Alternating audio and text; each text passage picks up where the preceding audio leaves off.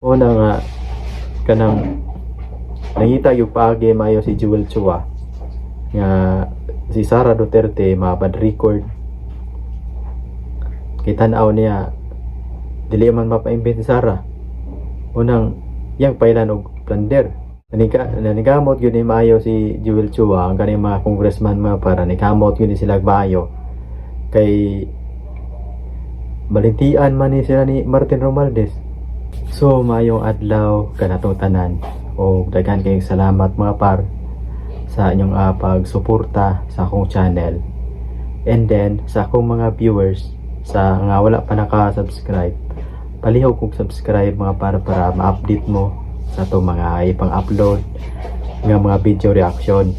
So karon mga par ato ning istoryahan kay si Congressman Jewel Chua ang atong membro sa Quadcom mga par nga usa sa gustong mapalagpot ni si Sara Duterte sa pwesto. Mupile siya o ganang plunder ni Sara Duterte. Yang kasuhan si Sara Duterte o plunder mga par kay kanang nangita gini siya ug maayo paagi nga si Sara Duterte babati gyud maayo sa mga tao.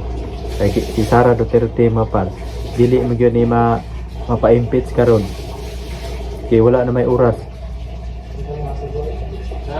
Murang nangita gini paagi mayo ang mga congressman karon nga si Sara Duterte mabad record sa mga katawhan. Unya ang mga katawhan mga par kay mga bright man ni kayod nang dili naman ni masuod sa ilang bulsa. Nagtuo man gyud ni si nang Jewel Chua nga anang ang mga tao masuod pa sa ilang bulsa nga ang mga tao sa Pilipinas mga utok naman kayo ni maayo naman kayo ng manigbas sa mga leader karon, maayo naman kani kayo manigbas. Unya ang mga botante sad maayo sad napod kayo mangupras. Una nga kanang nangita yung paagi maayo si Jewel Chua nga si Sara Duterte mabad record kitan-aw niya dili man mapaimbit si Sara.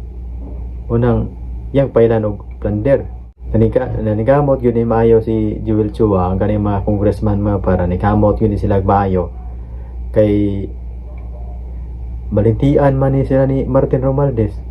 Kay si Martin Romualdez man ang ilang manani ang ilang gitawag nila og ng amo ang ilan ning kukuron maayo si Sara Duterte kay para ni dili makadagan ika 2028. Kay klaro gyud kayo nga si Sara Duterte mga par nang pudaog ni pagka-presidente karong 2028 kung dili ni na mapalagpot kisa may mo parang ni Sara Duterte si Martin Romualdez, si Risa Hontiveros.